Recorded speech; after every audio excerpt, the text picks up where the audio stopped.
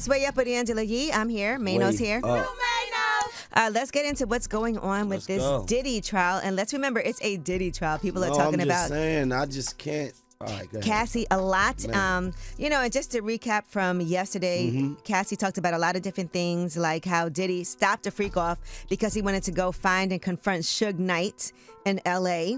They had some unfinished business. Yeah, she said that, he then acted like she wasn't even there. She was screaming and crying, please don't do anything stupid. She didn't know what they were going to do. And she said when Diddy returned, he didn't tell Cassie what happened. So she didn't even know if he ended up finding Suge Knight or not. Right. And she's back on the stand today, by the way. After yesterday's testimony, everybody's been talking about all of the things that she's been saying about these quote-unquote freak-offs. And the escorts or exotic dancers who, according to Cassie, were paid up to $6,000 for their participation. Some of those incidents lasted for multiple days. She said she hated them, and they always followed a similar script. And Diddy would control every step of that, even saying that the other men not finish until he said he was okay.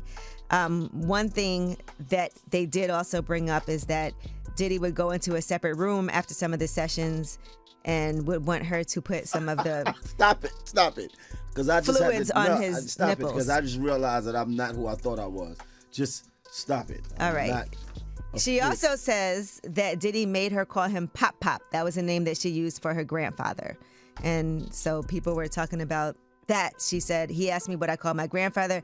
I did it, but now I think it was disrespectful in retrospect, calling Diddy Pop Pop. She's on the stand right now, so just some updates about right now what's going on.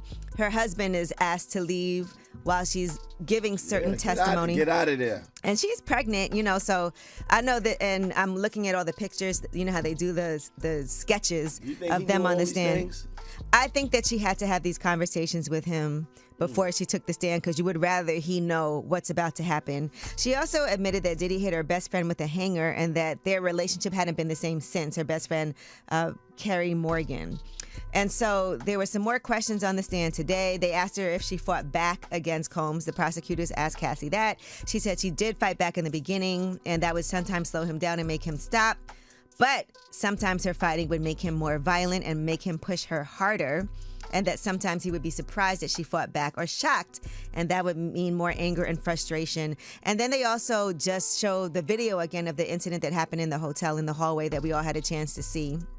And she details how he came to her house after that, banging on her door, and that he would do that quite, it was a normal thing. He would do that all the time. And then she went to D-Rock's house because she didn't know a lot of people in L.A., and D-Rock and his wife were always there for her.